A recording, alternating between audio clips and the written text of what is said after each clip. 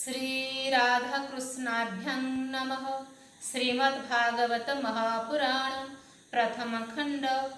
नारायणं नमस्कृत्यं नरं चैव नरोत्तमं देवी सरस्वती व्यासं ततो जयो मुदीरयेत्। मूकं करोति वाचालं पङ्गुलङ्घयते गिरिं जत्कृपातमहं वन्दे परमानन्दमाधवम्।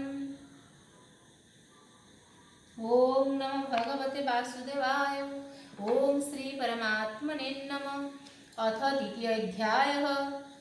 भक्ति का दुख दूर करने के लिए नारद जी का उद्योग। नारद जी ने कहा, बाले, तुम व्यर्थ ही अपने को क्यों खेद में डाल रही हो? अरे, तुम इतनी चिंतातुर क्यों हो? भगवान श्री कृष्ण के चरण कमलों का चिंतन करो। उनकी कृपा से तुम्हारा सारा दुख दूर हो जाएगा। जिन्होंने कौरवों के अत्याचार से द्रौपदी की रक्षा की थी और गोप सुंदरियों को स्नात किया था, वे श्री कृष्ण कहीं चले थड़े ही गए हैं।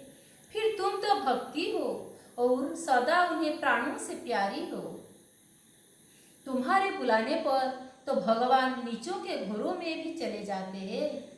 सत्य, त्रेता और द्वापर, इन तीन युगों में ज्ञान और वैराग मुक्ति के साधन थे, किंतु कलियुग में तो केवल भक्ति ही ब्रह्म सायुज्य मोक्षों की प्राप्ति कराने वाली है। यह सोचकर ही परमानंद मूर्ति ज्ञान स्वरूप श्री हरि ने अपने सत्य स्वरूप से तुम्हें रचा है। तुम साक्षात श्री कृष्ण चंद्र की प्रिया और परम सुंदरी हो। एक बार जब तुमने हाथ जोड़कर पूछा था कि मैं क्या करूं, तब भगवान ने तुम्हें यही आज्ञा दी थी कि मेरी भक्तों का पसंद करो। तुमने भगवान की वह आज्ञा स्वीकार कर ली। इससे तुम पर श्रीहरि बहुत प्रसन्न हुए और तुम्हारी सेवा करने के लिए मुक्ति को तुम्हें दासी के रूप में दे दिया और इन ज्ञान वैराग्यों को पुत्रों के रूप में। तुम अपने साक्षात स्वरूप से वैकुंठ धाम में ही भक्तों का पोषण करती हो। भूलोक में तो तुमने उनकी पुष्टि के लिए केवल छाया रूप धारण कर रखा है। तब तुम मुक्ति, ज्ञान और वैराग्यों को साथ लिए पृथ्वी तल पर आई और सत्य युग से द्वापर पर्यंत बड़े आनंद से रही। कलियुग में तुम्हारी दासी मुक्ति पाखंड रूप रोग से पीड़ित होकर क्षीण होने लगी थी। इसीलिए वह तो तुरंत ही तुम्हारी आज्ञा से वैकुंठ लोक का चली गई। इस लोक में भी तुम्हारे स्मरण करने से ही वह आती है और फिर चली जाती है। किंतु इन ज्ञान वैराग्यों को तुमने पुत्र मानकर अपने पास ही रख छोड़ा है। फिर भी कलियुग में इनकी उपेक्षा होने के कारण तुम्हारे ये पुत्र उत्साहहीन और वृद्ध हो गए हैं। फिर भी तुम चिंता न करो, मैं इनकी नवजीवन का उपाय सोचता हूँ।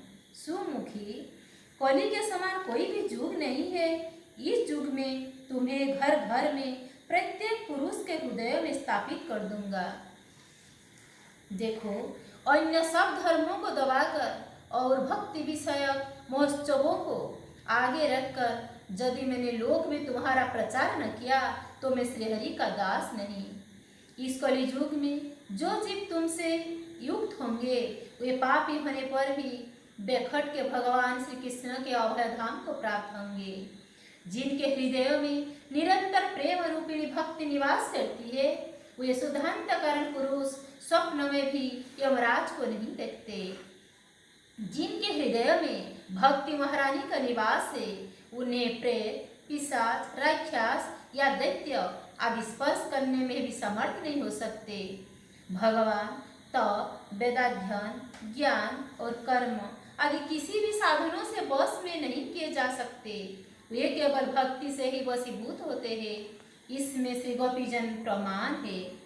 मनुष्यों का सहस्रों जन्मों के पुण्य प्रताप से भक्ति में अनुराग होता है। कलियुग में केवल भक्ति ही सार है। भक्ति से तो साक्षात श्री कृष्ण चंद्र सामने उपस्थित हो जाते हैं। जो लोग भक्ति से द्रोह करते हैं वे तीनों लोकों में दुख ही दुख पाते हैं। पूर्व काल में भक्त का तिरस्कार करने वाले दुर्वासा ऋषि को बड़ा कष्ट उठाना पड़ा था। बस व्रत, तीर्थ, योग, यज्ञ और ज्ञान चर्चा आदि बहुत से साधनों की कोई आवश्यकता नहीं है। एकमात्र भक्ति ही मुक्ति देने वाली है। सूत जी कहते हैं, इस प्रकार नारद जी के निर्णय किए हुए अपने महात्म्यों को सुनकर भक्ति के सारे अंग पुष्ट हो गए और वे उनसे कहने लगी,